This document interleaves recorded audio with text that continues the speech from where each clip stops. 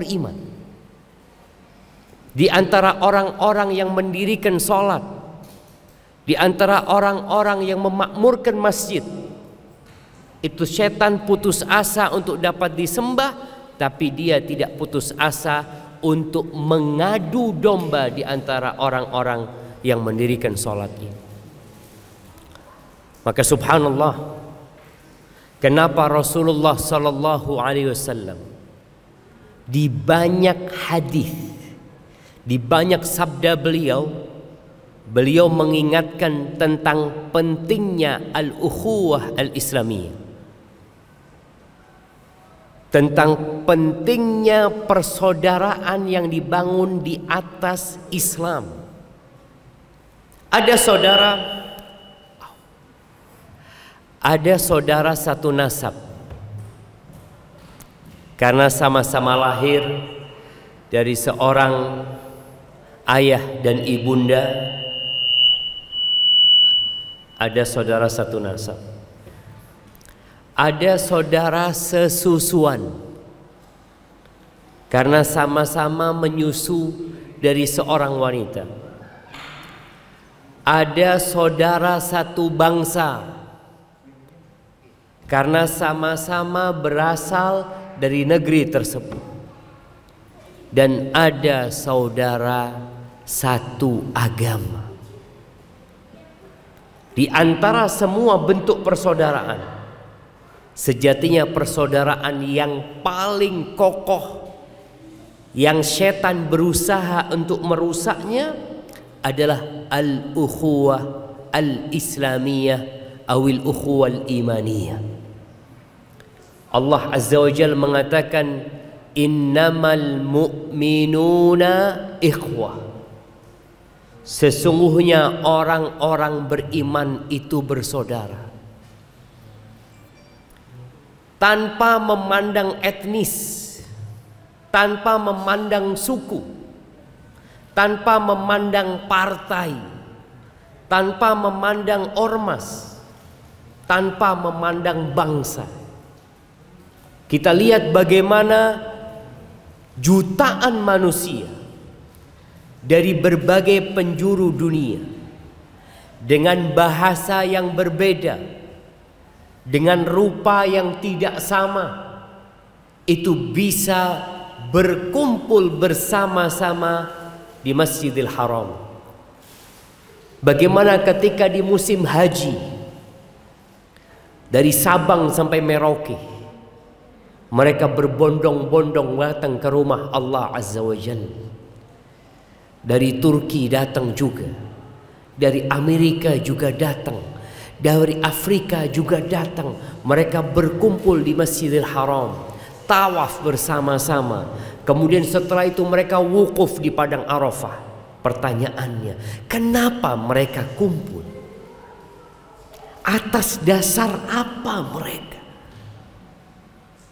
Kadangkala orang Indonesia di samping orang Turki, mereka cerita jemaah. Anak kadangkala ketawa kalau melihat jemaah haji bercerita. Yang satu cerita pakai bahasa Indonesia, yang satu cerita pakai bahasa Turki. Ditanya, dari Indonesia naik apa? Yang orang Indonesia mengatakan, oh kata dia. Ketawa-ketawa mereka.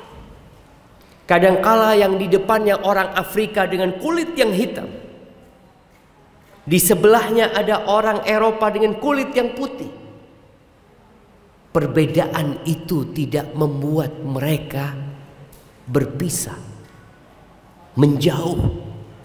Tatkala Syekh Shuraim mengatakan sawu sufufakum, semuanya merapatkan safnya tanpa memandang yang di sebelahnya, mau jenderal, mau rakyat jelata, mau menteri, mereka satu saf bersama-sama. Kenapa? Karena mereka adalah saudara yang dipersaudarakan oleh Sang Pencipta. Allah Azza wa Jalla mengatakan, innamal mu'minuna ikhwah. Orang-orang beriman itu saduluran, bersaudara. Tapi sepertinya nilai-nilai persaudaraan ini mulai dirusak oleh tadi setan, yang memang tidak menginginkan umat Islam ini akur. Mereka ingin mengotak-ngotakkan umat Islam. Padahal Rasul Sallallahu Alaihi Wasallam, beliau menjelaskan kalau bicara iman, sebagian kita merasa orang yang paling kuat imannya, yang paling mapan ketakwaannya kepada Allah Azza wa Jalla. Coba dia bercermin. Kalau kepingin tahu iman kita kuat atau tidak, simak sabda Nabi Sallallahu Alaihi Wasallam yang diriwayatkan Imam Bukhari dan Muslim.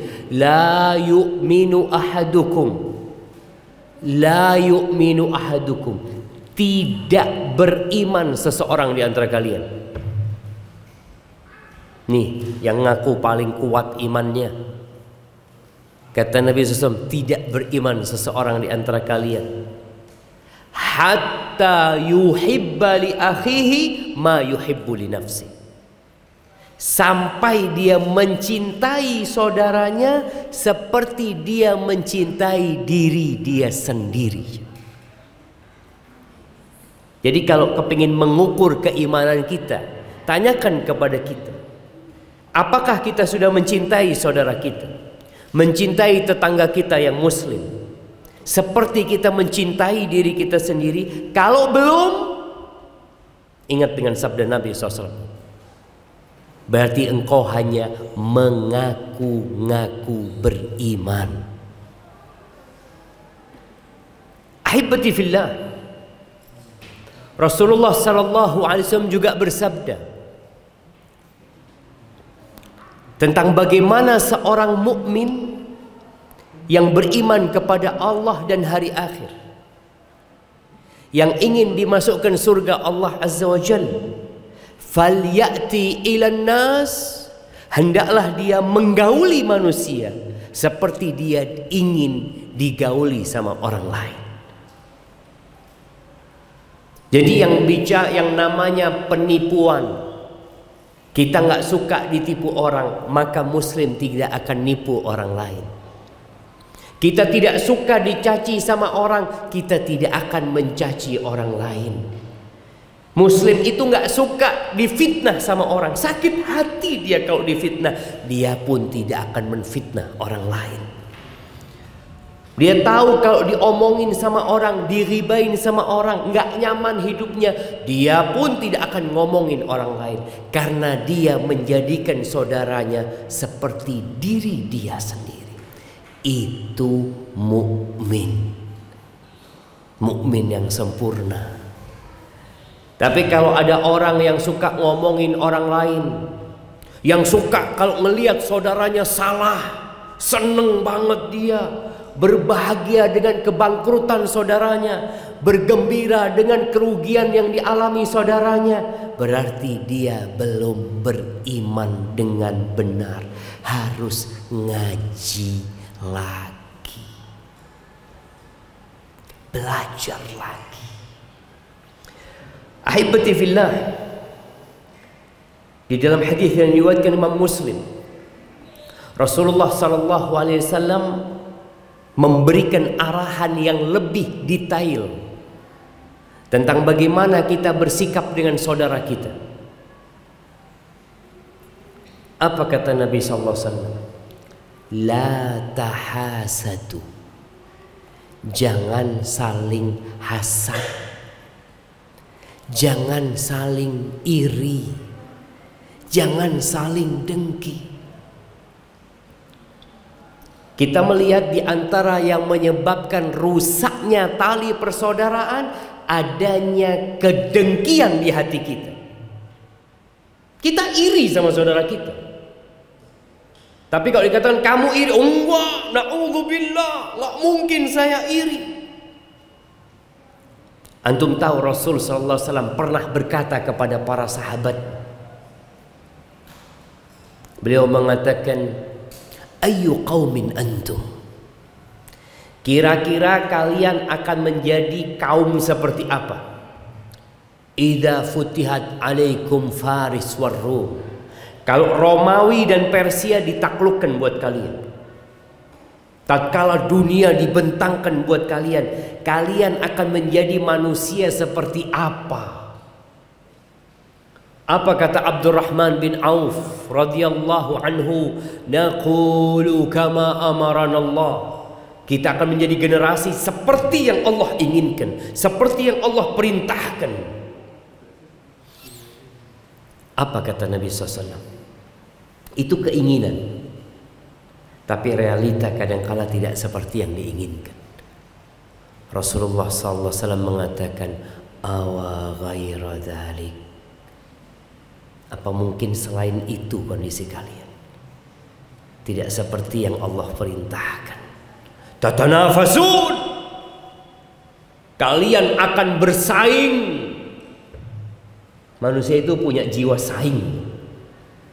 Ketika bersaing akan terjadi yang selanjutnya, thumma tatahasadun, kemudian kalian akan saling hasud.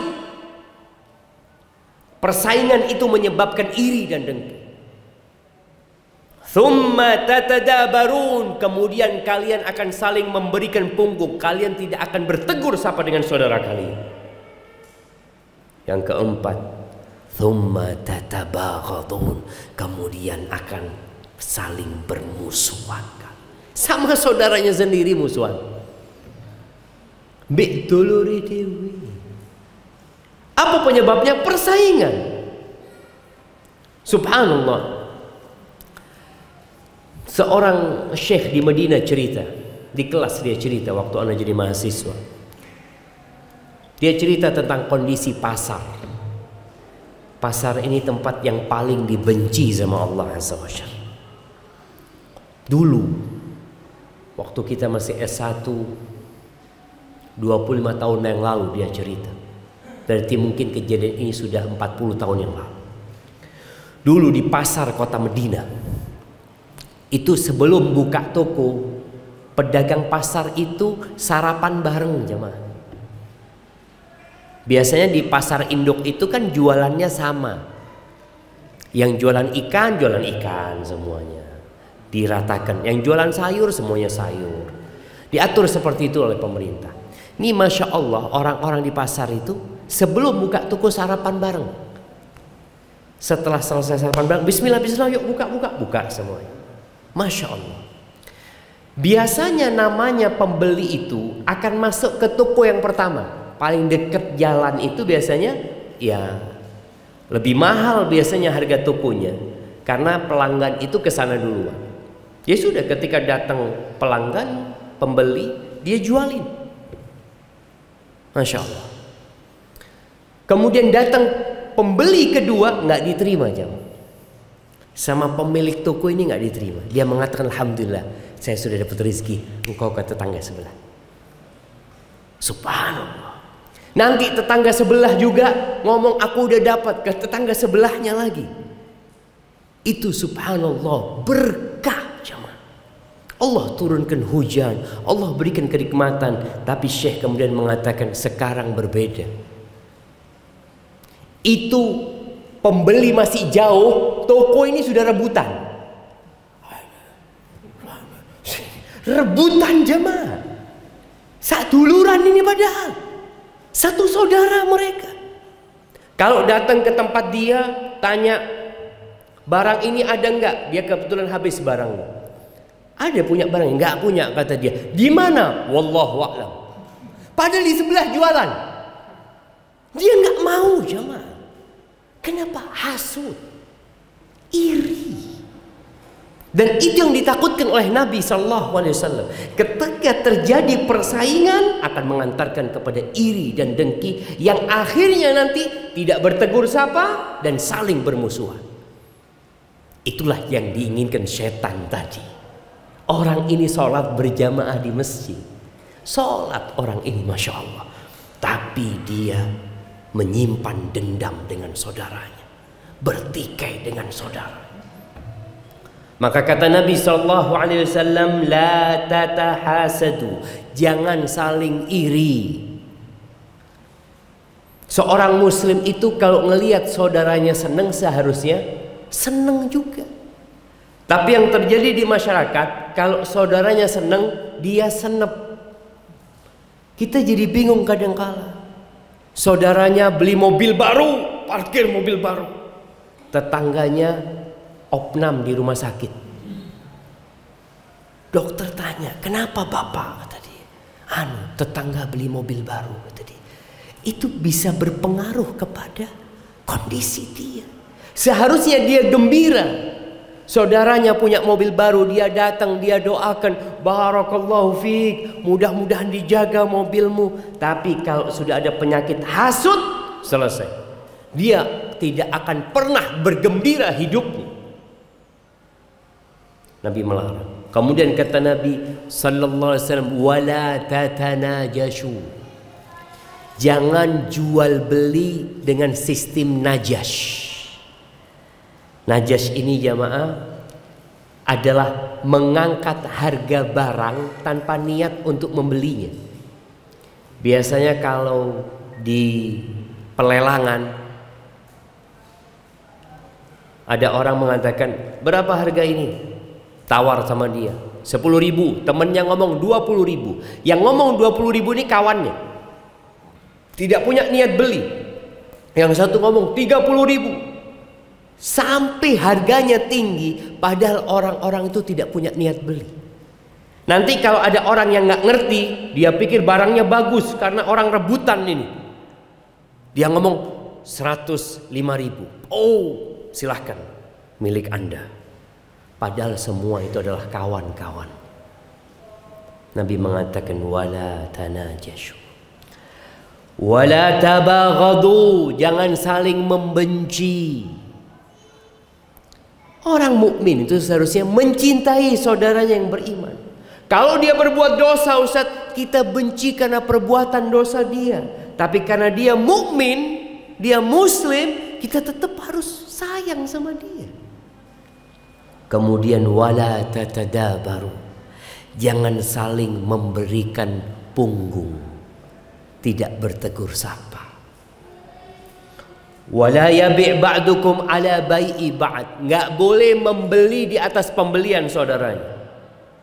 Kalau ada dua orang yang sedang transaksi, kita jangan masuk. Kadangkala mereka tawar-tawaran, yang ini mengatakan udahlah 20.000, kita datang, saya beli mas 25.000. Nggak boleh jemaah. Di riwayat lain wala yakhtub ba'dukum ala khidbati akhi, nggak boleh melamar di atas lamaran saudaranya. Kalau ada seorang perempuan yang dilamar oleh si fulan, kemudian kita datang, kita tahu dilamar sama fulan, kita ngomong kita mau ngelamar juga, itu dilarang. Engkau merusak al-ukhuwah al-islamiyah. Kalau sudah selesai jual belinya nggak jadi, silahkan engkau masuk. Kalau lamarannya sudah ditolak, engkau silahkan masuk. Tapi kalau dalam proses transaksi atau proses lamar-melamar, nggak boleh seorang muslim melamar di atas lamaran saudaranya.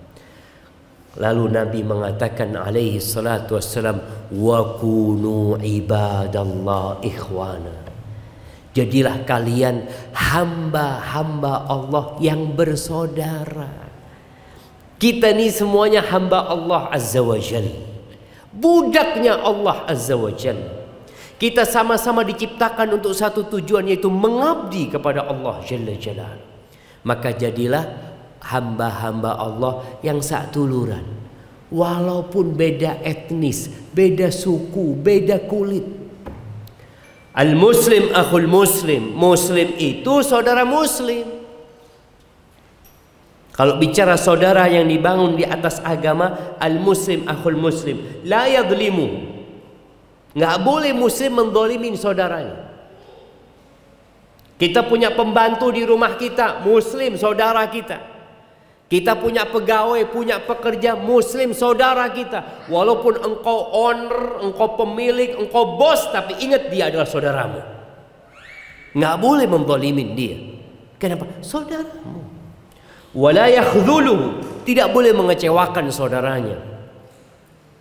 Saudaranya punya masalah, tidak dibantuin, dibiarin. Seharusnya kita membantu dia. bukan malah membiarkan dia punya masalah yang seharusnya kita hadir membantu dia, tapi kita kadang-kala tidak peduli dengan saudara kita. Masya Allah, jazakallah khair. Wala yakdzibuhu, nggak boleh membohongi saudaranya. Wala yahqiruhu, tidak boleh membuli saudaranya. Ini jamaah, kita perlu mendidik anak-anak kita.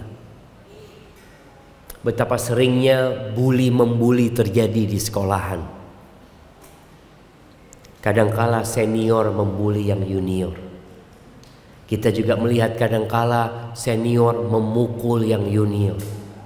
Nabi SAW mengatakan wala yahqiruhu, jangan merendahkan saudaranya. Jangan. Kenapa? Saudaramu. At-taqwa hahuna.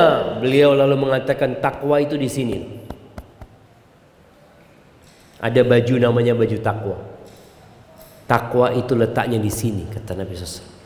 At-taqwa hahuna, at-taqwa hahuna, bihasabi imri'in minasyarri an yahqira akhahul muslim. Takwa itu di sini ya. Lalu Nabi menjelaskan, cukup sebagai dosa ketika seorang muslim merendahkan saudaranya. Sebagian itu kita itu kadang-kala merasa paling berimannya, sok paling bertakwa, sok paling istiqomah. Dia meremehkan saudaranya, merendahkan saudaranya. Itu dosa loh. Kullul muslim 'alal muslim haram. Nabi memberikan penjelasan. Muslim buat muslim yang lain itu ada hal-hal yang terlarang.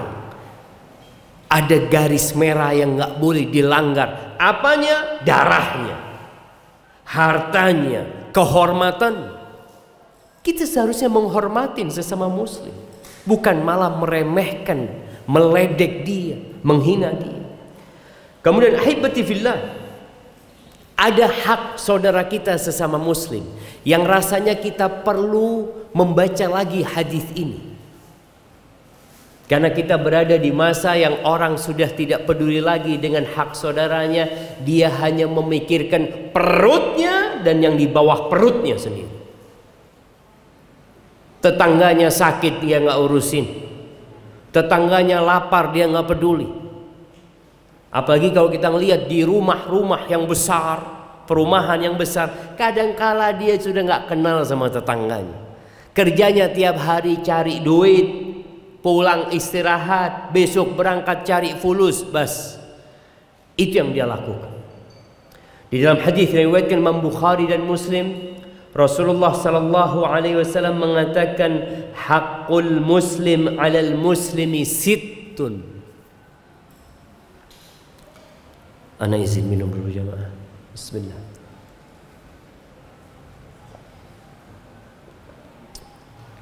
Kenapa gelasnya kayak gini? Hak muslim atas muslim yang lainnya ada 6. Ingat hak saudara kita. Kalau bicara hak saudara kita berarti jadi kewajiban buat kitanya. Yang pertama kata Nabi SAW, idza laqitahu fasallim alaih. Kalau engkau berjumpa dengan dia, ucapkan salam. Ucapkan salam.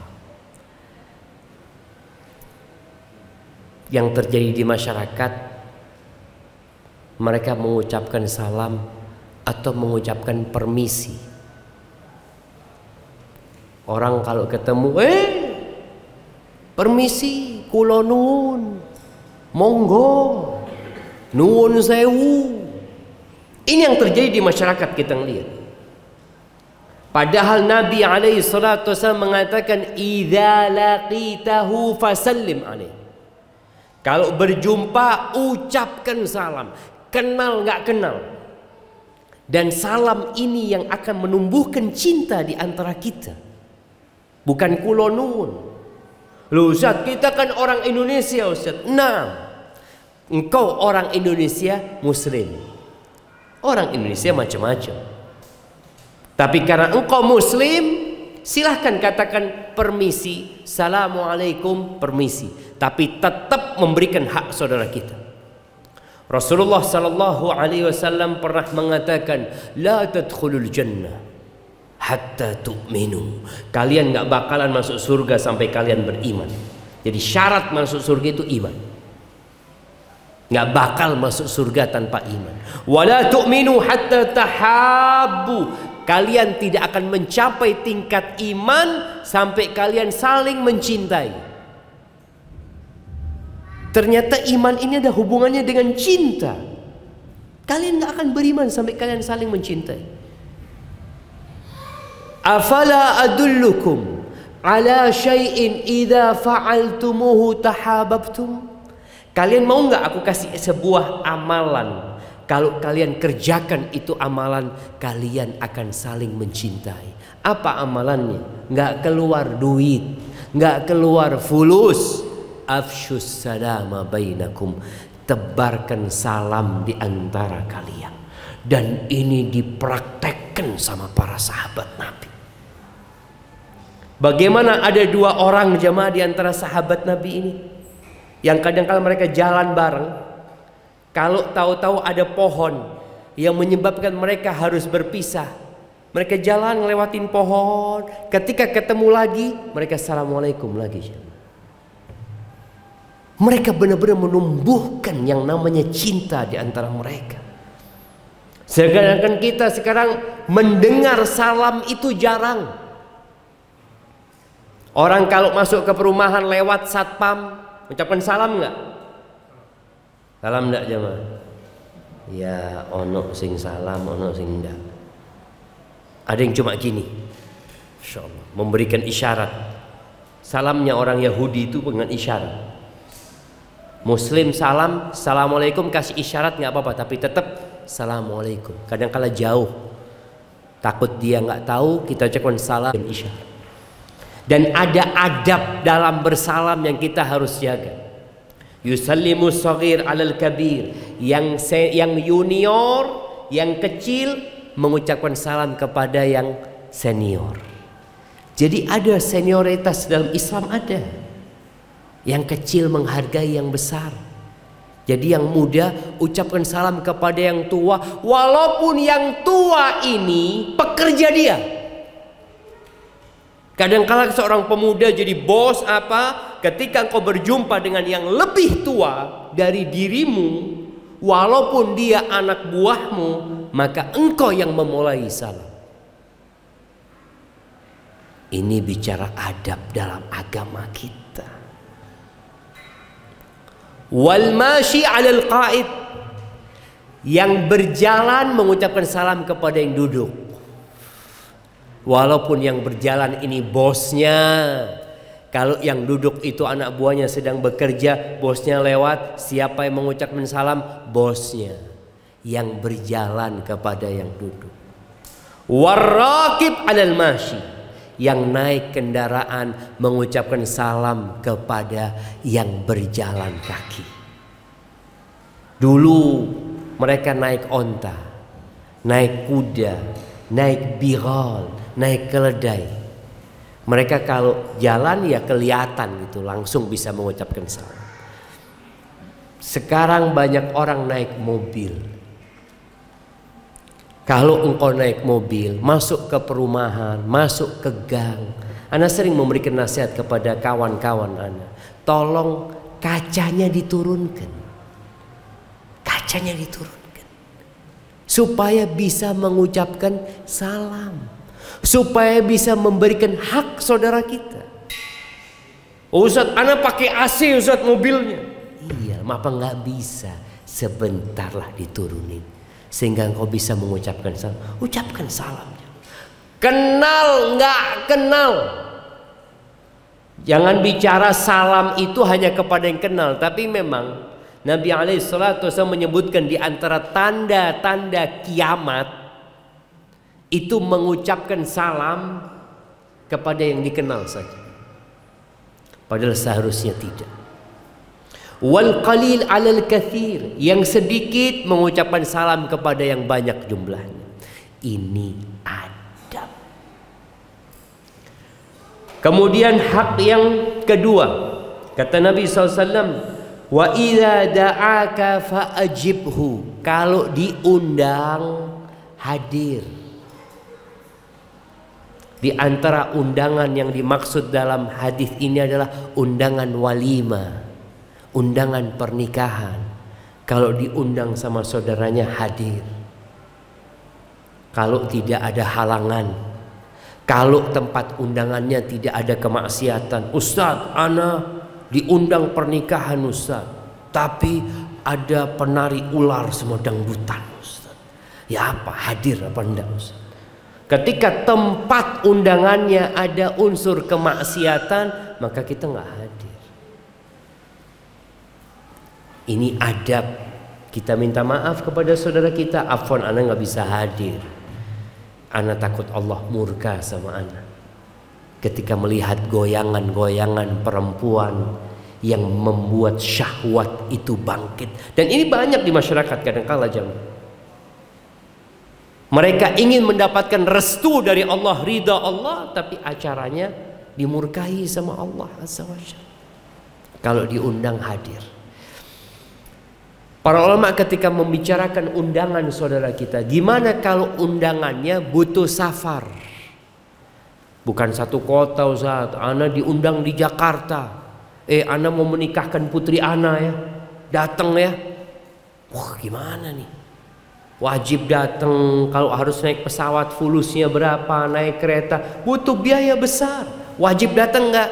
Para ulama menjelaskan, undangan yang butuh safar nggak wajib dihadiri.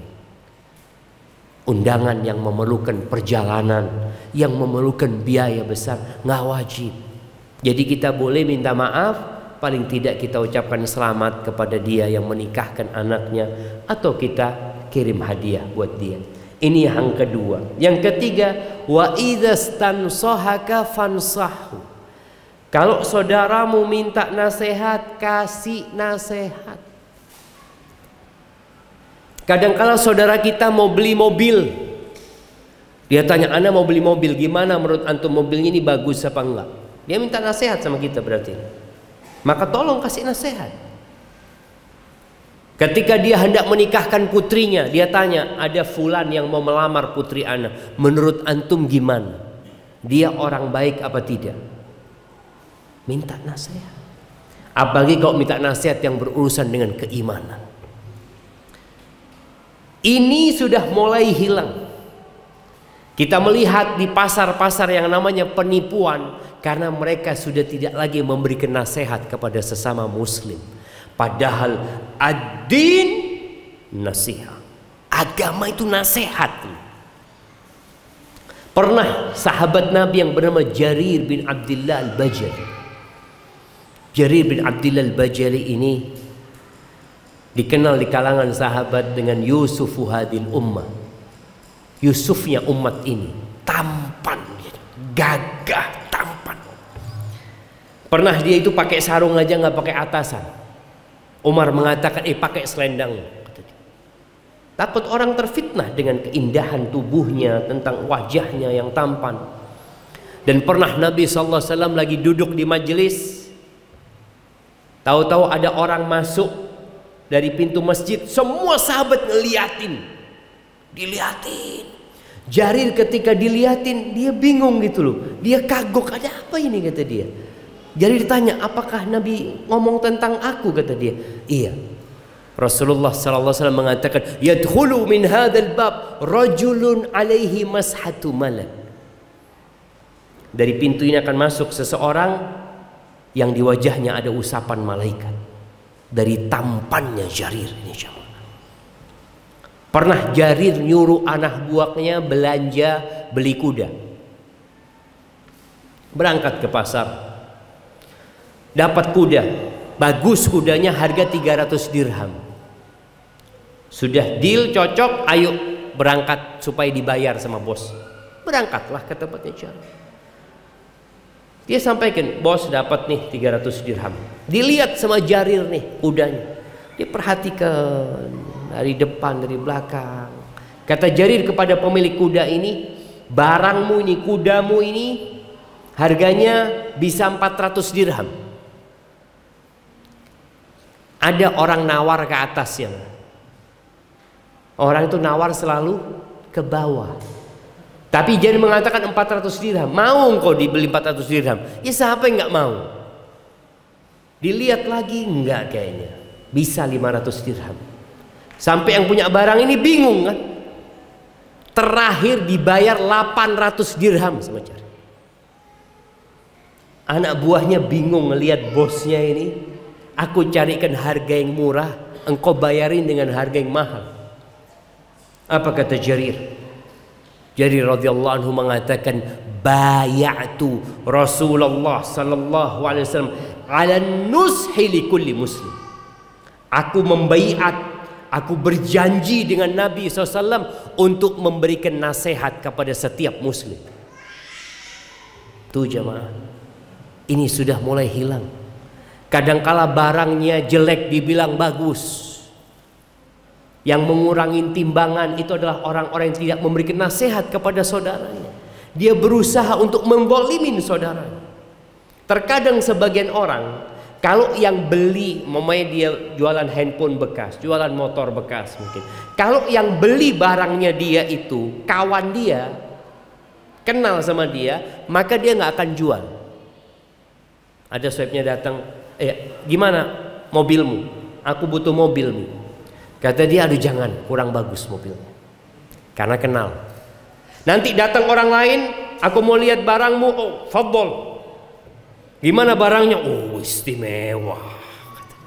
Karena nggak kenal. Padahal kenal nggak kenal, dia adalah saudara kita. Kita harus memberikan nasihat kepada dia. Dan orang yang ketika jual beli jujur dan memberikan keterangan yang diperlukan, burika fi bai'ihima, jual belinya akan berkah. Sebagian orang berpikir, oh ana dapat untung banyak nih. Seharusnya barang itu mungkin harganya 100 juta, dia jual 110 juta. Karena dia tidak memberikan nasihat kepada orang itu. Dia pikir semakin banyak hartanya, semakin bisa menikmati. La muhiqatil barakah min bai'ihim. Dihilangkan berkah dari jual beli mereka. Hilang berkah dari 110 juta. Maka tolong, kalau saudaramu minta nasihat, berikan nasihat kepada saudaramu. Kemudian hak yang keempat, wa idza atasa fahamidallah fashammithu, kalau dia bersin karena pilek atau karena kemasukan apa, wahing kata orang Jawa, kemudian dia mengatakan alhamdulillah fashammithu, doakan dia. Apa doanya kalau orang bersin? Doakan yarhamukallah, semoga Allah merahmatimu, yarhamukallah. Dan orang yang didoakan hendaklah membalas dengan mengatakan yahdikumullah wa yuslih balakum. Orang-orang Yahudi itu dia sering berusaha bersin di depan Nabi SAW, karena dia ingin didoakan yarhamukallah, semoga Allah merahmatimu. Tapi Nabi ketika tahu orang Yahudi, Nabi tidak mendoakan rahmat buat mereka. Nabi mengatakan yahdikumullah, semoga Allah memberikan hidayah kepada kalian. Azan dulu kita. Hah? Lanjut. Azan dulu. Tafadhal. Allahu Akbar. Kelima, wa idza marida fa'ud. Kalau sakit, besuk dia. Jadi kalau kita dengar, makanya kenapa kita dianjurkan atau diperintahkan untuk memakmurkan masjid. Di sini kita ketemu saudara-saudara kita. Rasulullah sallallahu alaihi wasallam kadangkala di masjid tanya, mana fulan gitu. Fulan kok nggak datang ke masjid gitu. Kalau dikatakan sakit, maka Nabi alaihi salatu wasallam akan datang membesuk dia.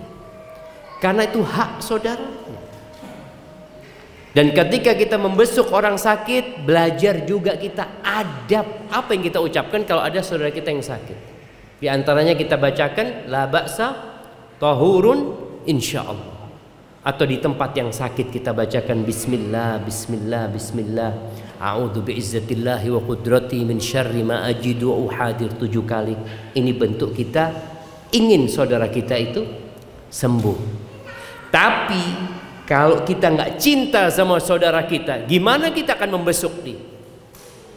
Bahkan boleh jadi kita gembira kalau dengar saudaranya sakit. Alhamdulillah, rohulan, alhamdulillah, mudah-mudahan mati.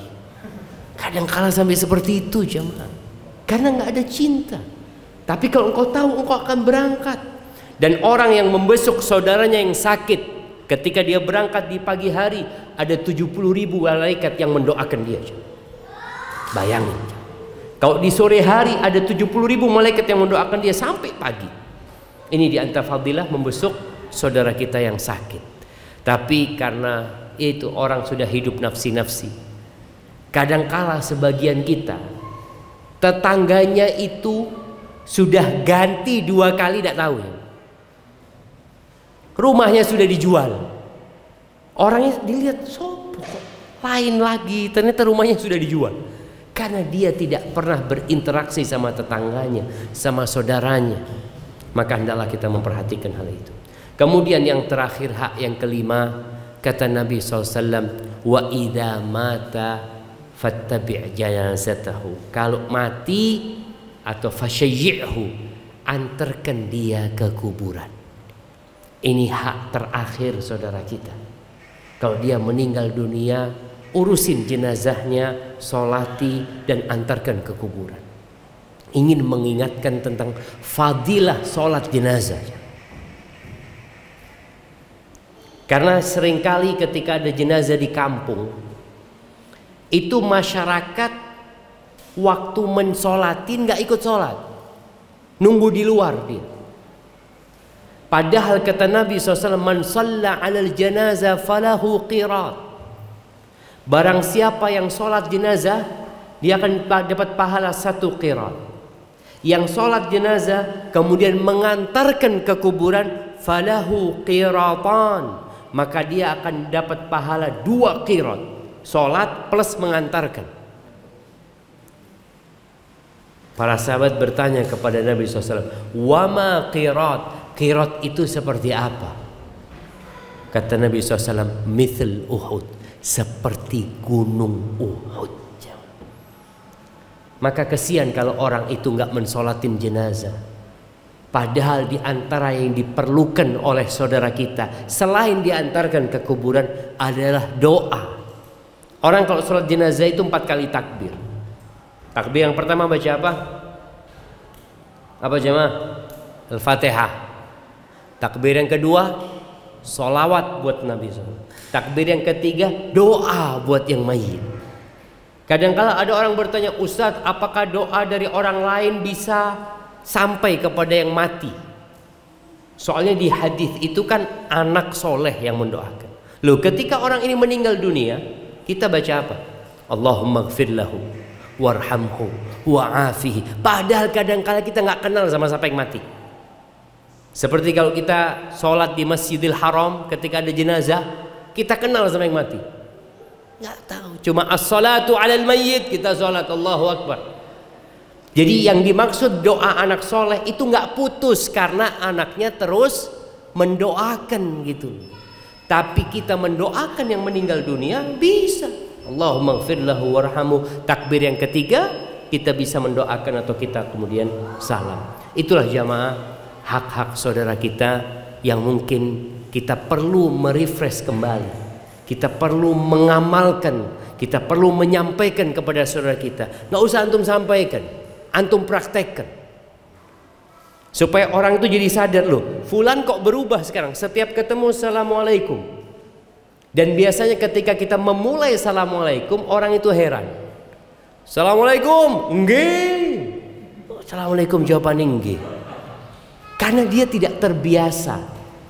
Tapi lama kelamaan dia jadi sadar, oh ternyata wong iki salam ternyata. Tapi insya Allah kita dapat merubah budaya yang ada menjadi lebih baik lagi sesuai dengan apa yang diajarkan Rasul sallallahu alaihi wasallam. Barakallahu fiik, itu mungkin dapat Anda sampaikan. Kurang lebihnya mohon maaf. Ada berapa pertanyaan? Iya, silahkan kalau mungkin ada pertanyaan. 1 sampai 3 pertanyaan yang sesuai dengan tema berkaitan dengan hak saudara kita. Nah, silahkan. Di luar tema berkaitan dengan apa ini? Siap.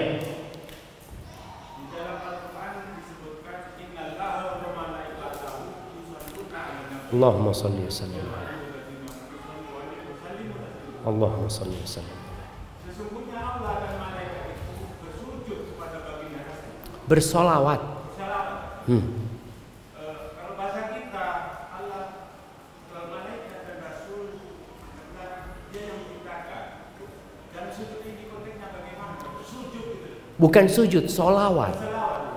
Innallaha wa malaikatahu yusallun, bukan solat ya. Artinya bersolawat. Bersolawat. Baik, yang ditanyakan solawatnya Allah itu seperti apa gitu. Solawatnya Rasul seperti apa? Nah, jadi para ulama menjelaskan. Jadi solawat kalau kita lihat, kita bersolawat, Allah bersolawat, malaikat bersolawat. Apa perbedaannya solawatnya Allah? Solawatnya Allah, Abul Aliyah, seorang tabi'in menjelaskan bahwasanya solawatnya Allah buat Nabi SAW itu adalah ats-tsana, pujian dan sanjungan buat Nabi SAW. Pujian dan sanjungan buat Nabi SAW.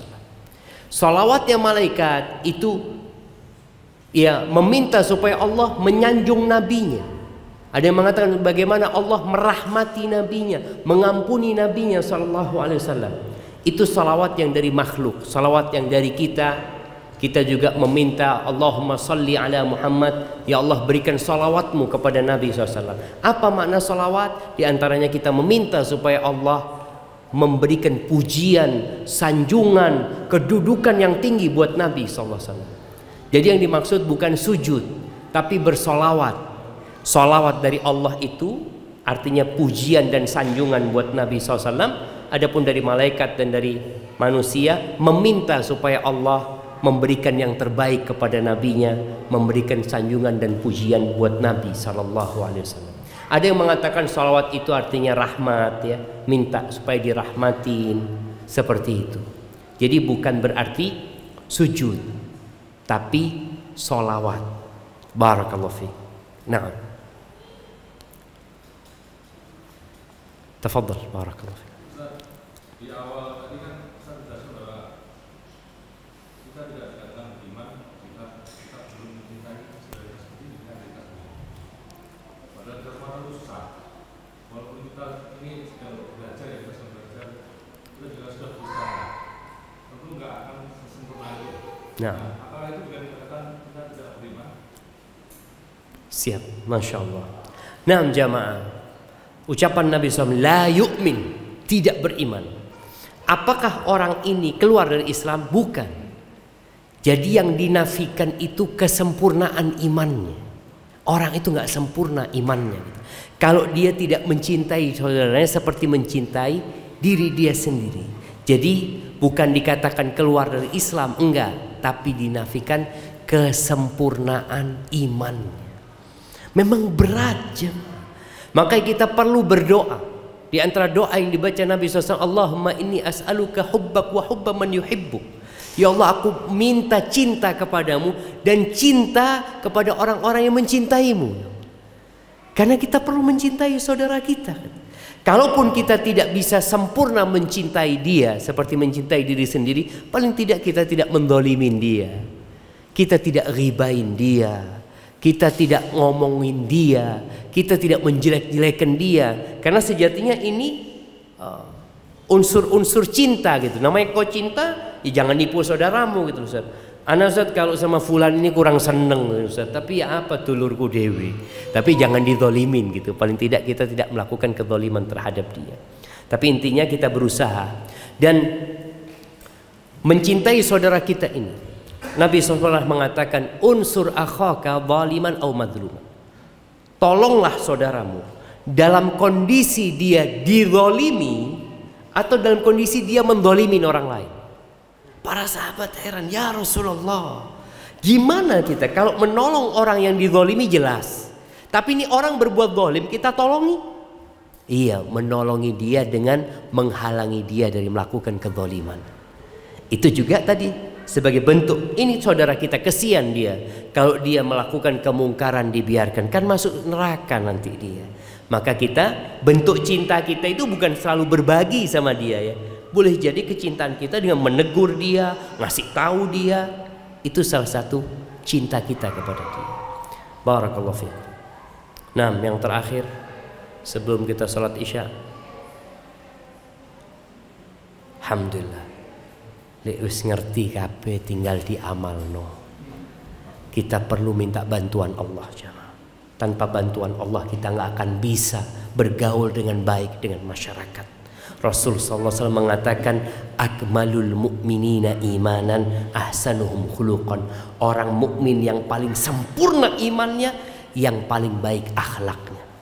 Bukan yang paling banyak sholatnya, tapi yang baik akhlaknya, yang baik perilakunya. Mudah-mudahan kita bisa memperbaiki hablum minallah dan hablum minan nas kita. Itu yang dapat Anda sampaikan. Kurang lebihnya mohon maaf. Subhanakallahumma bihamdika asyhadu an la ilaha illa anta astaghfiruka wa atubu ilaik. Wassalamualaikum warahmatullahi wabarakatuh.